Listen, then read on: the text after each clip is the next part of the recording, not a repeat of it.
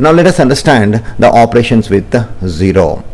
Now 5 when added to 0 we get back 5. So 0 is the additive identity. It is a whole number. The additive identity is possible for a set of whole numbers. 0 is the only whole number having this property, and therefore and also 0 is additive identity. Now when we when we multiply 0 to 5 we get 0. 5 into 0 is 0. Now how is that? Let us understand this by an example. 5 into 6 is 30. 5 into 5 is 25. That means it is 5 less. That means 30 minus 5 becomes 25. 5 into 4 is 20. Again 5 less. 5 into 3 is 15. Again 5 less. 5 into 2 is 10. Again 5 less. 5 into 1 is 5. Again 5 less. 5 into 0 has to be again 5 less, which is 0, and therefore 5 into 0 is equal to 0, which explains why 5 when multiplied by 0 is again 0. Please remember that. Now division of division of 0 by any number. When we take 0 and divide by 5, we should get 0. And how it is?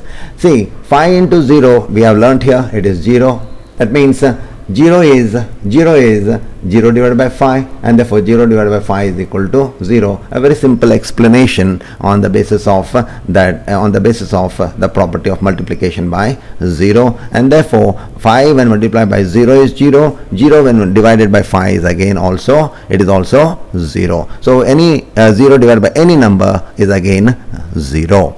Now division by 0. Division by 0 does not exist, because let us explain this. 5 divided by 0, if we apply because it is a repeated subtraction, so 5 divided by 0 is nothing. 5 minus 0 again remains 5.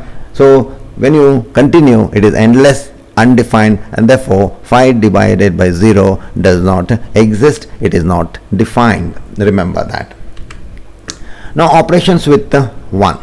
When we add 1 to 5, we get 6. 6 is the successor of 5. Understand, 6 is the successor of 5. So, or 6 is a consecutive number of 5. The next consecutive number of 5 is 6. So when we add 1 to any whole number, we get the next consecutive number. And one more very important thing, when we add 1 to an odd number, we get an even number. And when we add 1 to an even number, we get an odd number. Whether it is 5 or 6 or 7, they are consecutive numbers, or consecutive whole numbers rather. Now let us understand the multiplication of 1. Multiplication of a number by 1 is the number itself. That means when I multiply 6 into 1, I get 6, and 1 is the multiplicative identity, very much true or possible in a set of whole numbers. When you divide any number by 1, again we get the same number, because 6 into 1 is 6. 6 divided by 1 is 6 again. So please remember this, division by 1 is again the same number itself, and multiplication of a number by 1 is again the number itself. Now division of 1 by any number. Division of 1 by any number is 1 by 6. For example, 1 by 6 does not exist for a set of whole numbers, and therefore it is not closed for a set of whole numbers. Now some important properties. If A, B and C are whole numbers, A divided by is equal to C. If A divided by is equal to C, it implies that B into C is equal to A. Please understand this. If A divided by is equal to C, then it implies B into C is equal to A. Also, if B into C is equal to A, it implies that A by C is equal to B, or A by B is equal to C. A simple mathematical operation. So, for one multiplication statement, we have two or division statements. So for one multiplication statement, we have two division statements. Please remember that.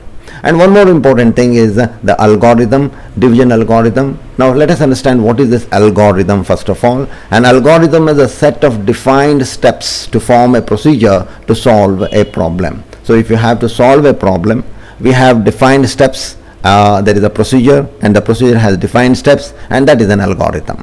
Division algorithm is used for long division of one number by another, and you all know what is division algorithm. If you have a dividend and when you divide it by a divisor, we get a quotient and a remainder. For example, when I divide 16 by 5, 5 3 is 15, remainder is 1. So this is the dividend, divisor, quotient and remainder. So dividend is equal to divisor into quotient plus remainder is a division algorithm. So please remember this. It's a very important algorithm. Dividend is equal to divisor into quotient plus remainder is a division algorithm. For example, we have got the dividend here 16 and 5 is the divisor, 3 is the quotient, remainder is 1. So 16 is equal to 5 into 3 plus 1, 15 plus 1, 16 is equal to 16, LHS is equal to RHS, and therefore 100% the division algorithm is true. The same can be explained we can generalize it. If A is the dividend, B is the divisor, Q is the quotient, R is the remainder, then A is equal to BQ plus R. And remember, this is also called as Euclid's division lemma, which you'll be learning later in your mathematics learning sessions. Now, remembering the properties. So let us understand this list of properties here. I have 21 of them. Now the first property is A plus B equal to C. A is a whole number, B is a whole number, C is also a whole number. That means addition of two whole numbers is again a whole number. It is nothing but a, what you call it as the closure property of addition, close for a set of whole numbers. A plus B is equal to B plus C. A is a whole number, B is a whole number, B is a whole number, A is a whole number. When I add B to A or A to B, the answer is the same. So this is the commutative property of addition, which is close for a set of whole numbers. This is associative property of addition, close for a set of whole numbers. This is additive identity. When you add 0 to A, we get back 0. Therefore 0 is present in a set of whole numbers. Therefore additive identity is close for a set of whole numbers. And this is very, very clear. A minus B cannot be equal to B minus A. If A minus B is equal to C for whole numbers, please remember A is a whole number, B is a whole number. When I subtract, if I get a whole number C, it is possible only when A is greater than B. But if B is greater than A, then that does not exist for a set of whole numbers. This is the associative property of subtraction, which does not exist for a set of whole numbers. If A minus B is equal to C, it implies that B plus C is equal to A. A into B is equal to C. A is a whole number, B is a whole number, C is a whole number. That means it is the commutative property of multiplication, or sorry, it is the closure property of multiplication. Closure property of multiplication. So please remember, again I'll repeat, A into B is equal to C. A into B is equal to C. It is A is a whole number, B is a whole number, C is a whole number. Then this is closure property of multiplication, which is closed for a set of whole numbers. A into B is equal to B into A. This is the commutative property of multiplication, again true for or possible for a set of whole numbers. This is associative property of multiplication. A into 1 is equal to A. 1 is the multiplicative identity, very much true or closed for a set of whole numbers. And A into 0 is equal to 0, again possible for a set of whole numbers. This is the operation of 0, when multiplied by A we get 0. Then this is the distributive properties, which is again closed for a set of whole numbers. Then we have A in the bracket B minus C is equal to A into B minus A into C, provided B is greater than C. If C is greater than B, then it does not exist for a set of whole numbers. If A is greater than B, then I can multiply A by C on both the sides and B by C, then A into C is greater than B into C. Please remember that.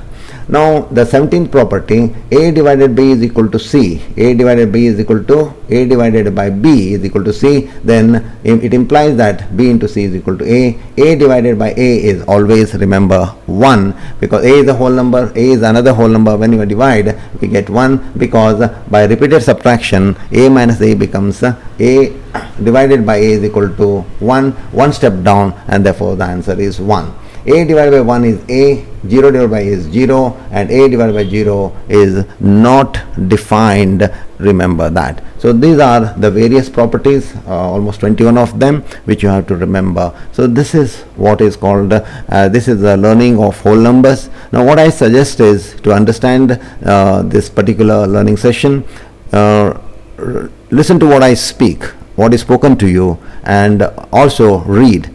The next step is only read, and the third step is only listen to it and keep repeating, repeat those listening and reading sessions. Then the subject will be clear. It is again good if you can write it down in a book for your reference. Thank you.